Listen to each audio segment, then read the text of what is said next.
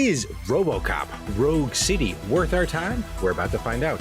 Welcome everyone to episode 241 of 1 Hour 1 Decision. I'm Chris. And I am Tom. And we take 60 minutes and play a random game on Xbox Game Pass and decide, well, Tom, is Robocop the best cop? He's certainly the most robotic one.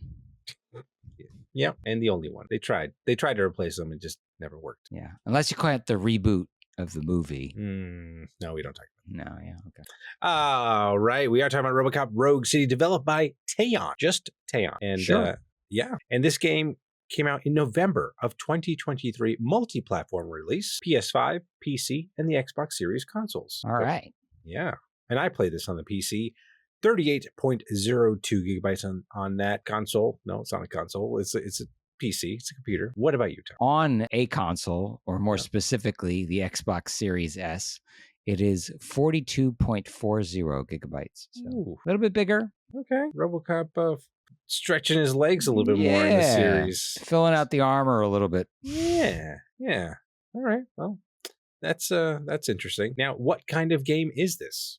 I very boringly put first-person shooter. Okay. I put first-person Robocop simulator. Okay. I mean, how many other games do you get to play as Robocop in first person? That's fair.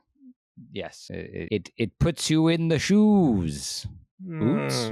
We'll talk about that. But yeah, there are shoes and stuff like that. But before all that, what is that game loop? I put complete objectives by serving justice, mostly in the form of shooting enemies. Yes. I put complete objectives to be the best cop and get XP. You are graded. Yeah, you are. And we'll talk about that. Now, then let's roll on to the things that we liked, Tom. Well, I enjoyed that intro news feed and just the return to such a classic franchise. It was absolutely very good. It's been a while since I've seen a Robocop movie, I'll be honest. But very quickly, this game was like, you remember this, and got me up and running pretty quick. Oh, totally. It was like riding a bike, but in this case, it is a man trapped in a robotic body. Yes. And it is friggin' Robocop. And you're right. They just nailed the aesthetic, the mood, just the dirt and grime of this universe's Detroit. And and then boom, you got Robocop right front and center. You are Robocop. You've got Peter Weller doing the voice again, and looks great. Looks like it's a looker. I got to say, I mean, this does lean to the realism. Mm-hmm. Like it doesn't have a styled. No. Yeah, it's more to, and when I say it looks pretty good. And yeah, like it's just all the little things, like when at least when I played on the mouse and keyboard, you hold down the right click, it does the kind of the focus mode where you can kind of scan the environment, all that stuff. They just pulled right out of the movies, and I was like, I'm here for it. That was very cool. Very cool stuff. Yeah, it definitely makes you feel like you are Robocop. Yep. On the controller too, felt real good. Yeah. Even just the clomp of walking, like that's a hard thing to do, right? Because you're playing a first person shooter. Right. You don't want it to feel slow. Yeah. But the character has to feel heavy. Yeah. And I think they really did, kind of nail it. And then, like, when you start shooting and you start popping people, and it's like, oh, my goodness. It is very satisfying. Gory, like the movies, but very satisfying. Yeah. You're getting all the, like, heads-up display stuff, the technical readouts, the zooming in on the enemies, and then pop, they go. And it's like, oh, my goodness. Oh, and that I remember, like, when even in the game when the gun pops out of his thigh, like right, it was so cool. And then, like, I mean, and the gun itself, the design of that was just so cool. I know you could pick up other weapons in this game, but I just stuck to the handgun because it was just so iconic, that handgun, and it felt so satisfying to use. I was there for it, and my goodness, yeah. I don't know if there was like really dismemberment, but body parts do fly all over the place, which was cool. And you can throw certainly people. With the explosives, like people get turned into pieces. Yes. Yes. So it almost had like, I mean, which I guess makes sense too. Like the like late 90s kind of feel of a shooter too. Yes. You know, you're not shooting the most brilliant AI out there, but it still feels satisfying. You're getting thrown every which way, different types of people shooting at you and your metal body, and you got to deal with it. Yeah. Yeah. I like how they handled that too, in that, like, as you take damage, you have like an armor rating. Yeah. And then you have these, like, you know, it's health, but it's kind of billed as like a repair kit, and you just kind of automatically repair yourself. So you're taking damage, but you really do feel like, unless people are using explosives or, you know, doing that sort of stuff, you never really feel like you're in danger, which is cool, because you kind of shouldn't, right? Like, No, yeah.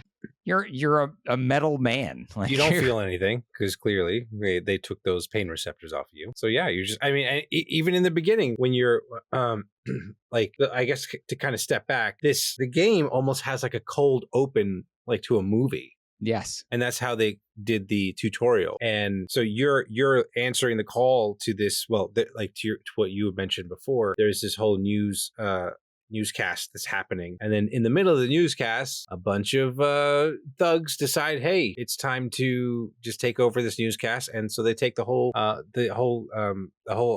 place Station. hostage, the whole station hostage. Yeah. So that's that. You answer the call, and then the front of the building is on fire, and your partner Lewis, she's like, hey, you can go through that. You're not going to feel anything. He's like, all right, I guess you're right. And he's just like, and she is.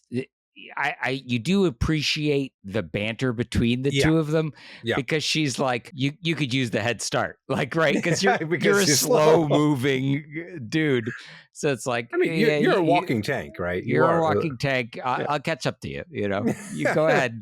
I'll take the long way. You know, yeah, and I agree. Like, even just overall, like including the banter between you and your partner.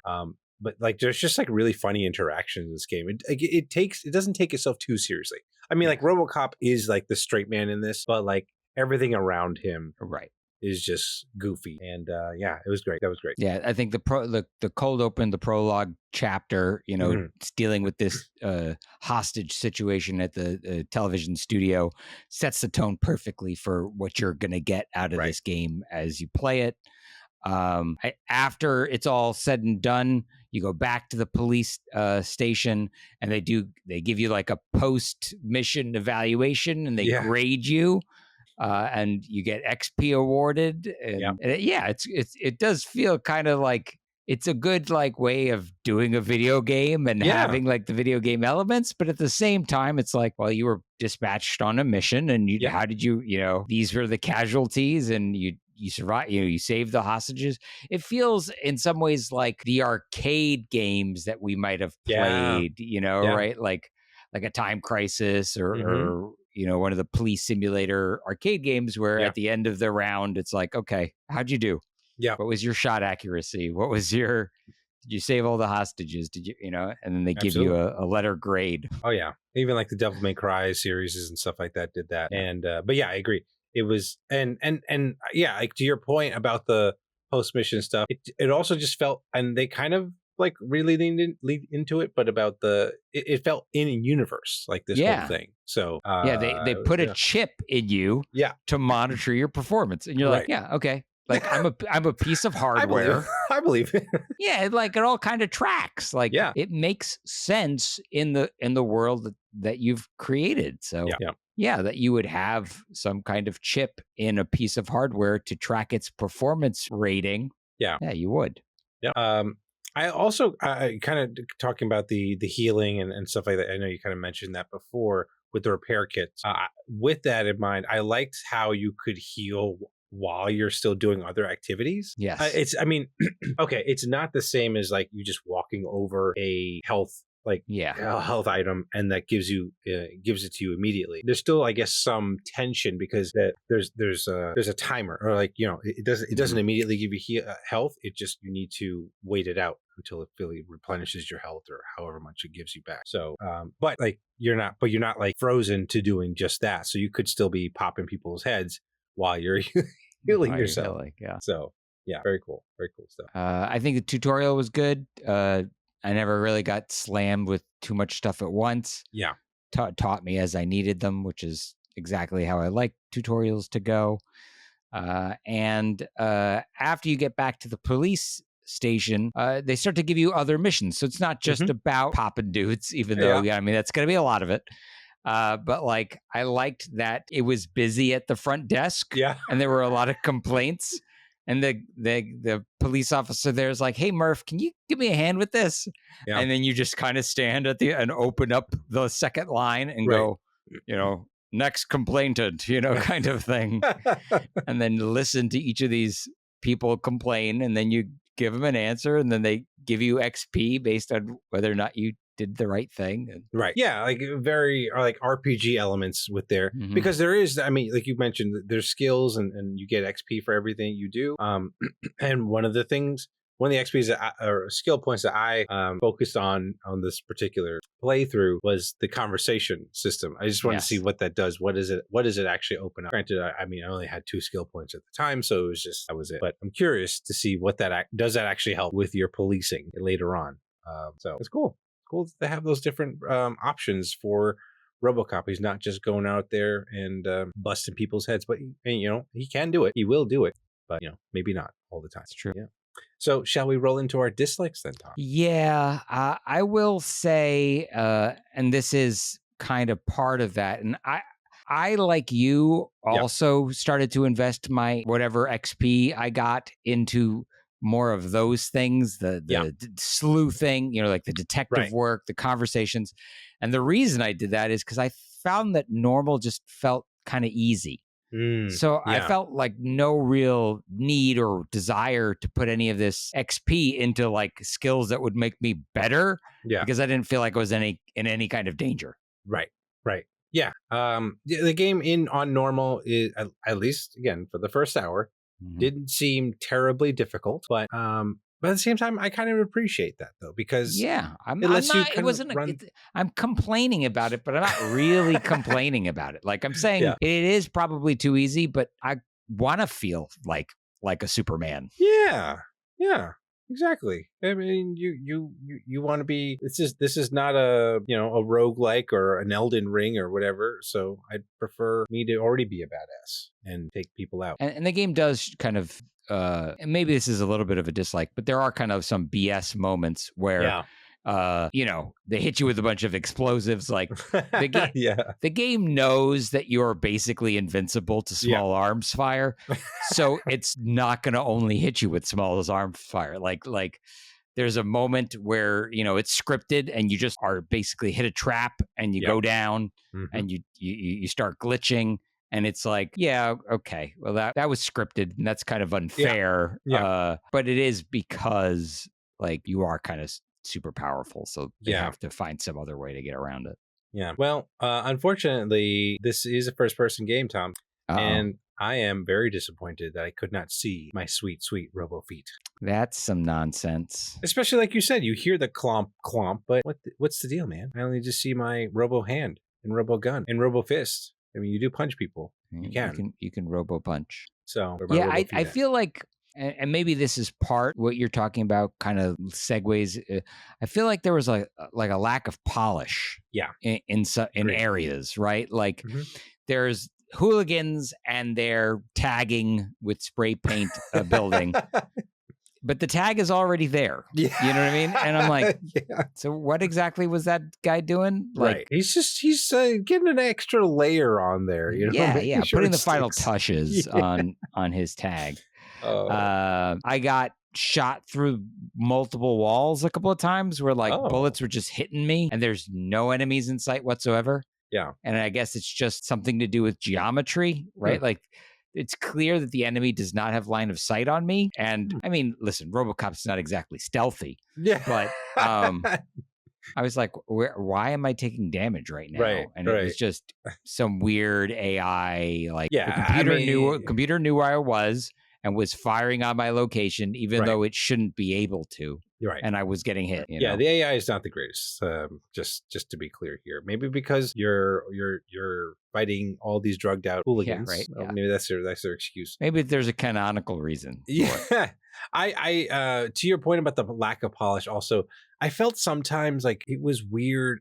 The audio was weird because like during cutscenes and stuff like that, there are moments where it just like there was no background music and it just it felt like you said like something was missing. Something was totally missing there, and I'm like, but when the music kicks in, with the iconic soundtrack, yeah, it's great. But then but I felt like there was just few and far between. Maybe they wanted to space it out that way, but there are moments in the game, especially in that first hour, where I was just like, that just feels off. Something's off here. Yeah. I thought the lip sync was off. I don't know if you felt that way. Oh, totally. Like the voice acting was good. I liked the voice acting, but it didn't match what the lips were doing. Absolutely not. Yeah, like you would see, like you could hear like the intent of the voice actor, and then you just have someone like the animated character model just straight face it the whole time. And you're like, that's okay.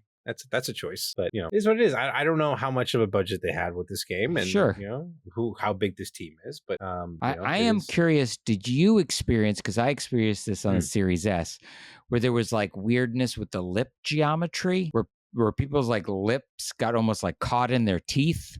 Oh, and it created just bad looking faces. Oh god, and on more than one character. Okay, no, I didn't see that, but it was just more like the emotionless acting, or rigging, you want to say. But especially since again, I thought the voice acting overall was quite good, and they just kind of phoned it in with the animation. So it's a shame. Yeah, it's a shame.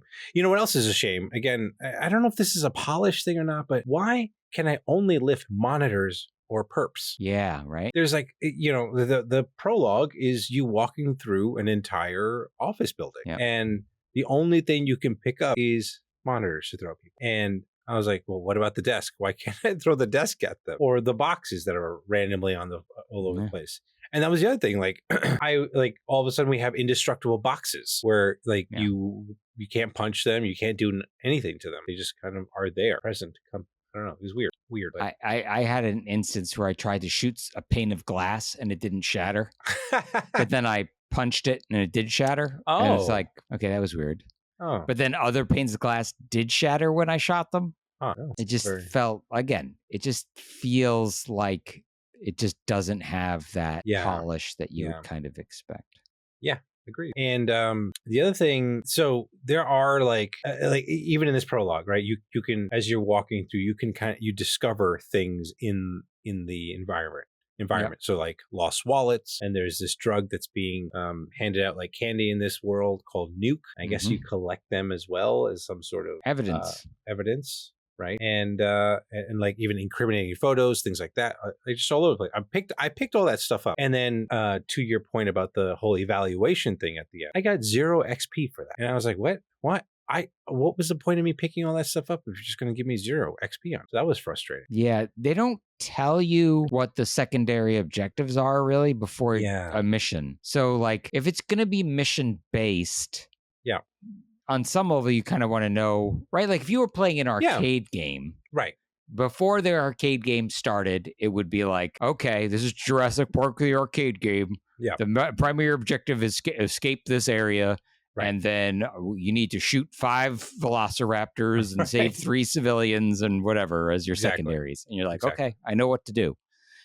Here there are secondary objectives, but they don't tell you what they are until the end of it. And then it's like, well, that's too late. Like, I guess I have to go and replay it to get it. That's such a cop out. Like, I mean, I feel like we've played games that have done that before too. And it's like, come on, man. Like, why do that? I guess that, okay, you want to add longevity to the game, but like if it's a quality game, you might play it again. You might rock your socks a little bit more, maybe put it up for a challenge. I don't know. But that was unfortunate. The other thing I want to quickly touch on also was the main bad guy is called the new guy. Yeah. I was like, all right, real big threat, real big threat. But he's jockeying for position, and people are also already vying to like this group that oh my god, which speaking of which, the head of the group, head of this group is looks like the guy, the lead singer for The Prodigy. Yep. It's like, what? No. Oh, I gotta fight him. That's too bad. But yeah, that was very weird that they just call him the new guy. I don't know. The last thing that I have is my and this comes up a lot in games. There's no manual save, so I accidentally lost some progress. Oh, I don't feel good about that. yeah, no good. No good. All right, cool. So then I guess we get to our other thoughts then, Tom. Yes. How Long to Beat says this game takes about 11 to 15 hours to complete. So sizable, but not insurmountable. Yeah. It feels like a good amount of time for this kind of game. Yeah. I think, get in, get out, have a good time.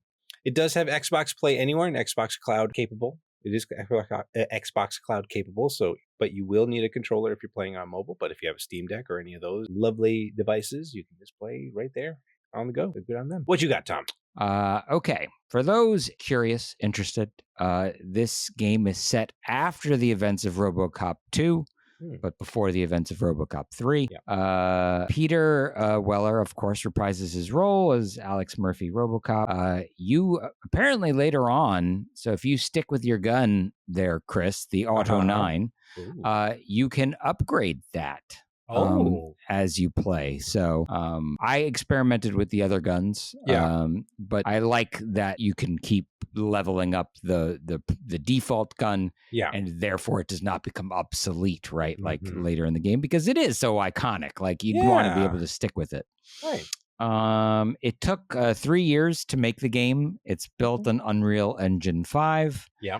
Apparently, there's a standalone expansion for the game called Unfinished Business that just released not too long ago, July 17th, 2025. Oh, nice. Interestingly enough, and kudos to these folks, at no point during when I was playing this game did they try to sell that to me. So thank you for that.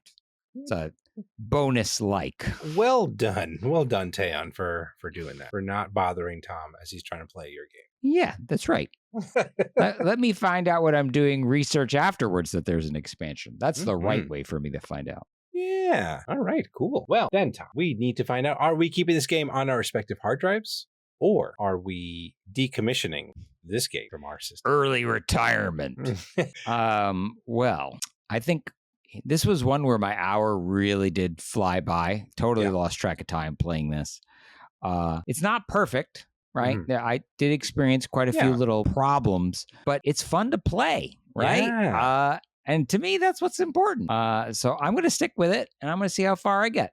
Nice. I could deal with some weird lip issues and voice acting. The jank. All right. That's fine. Look, as long as it feels good to pop dudes. Yes, it does feel good.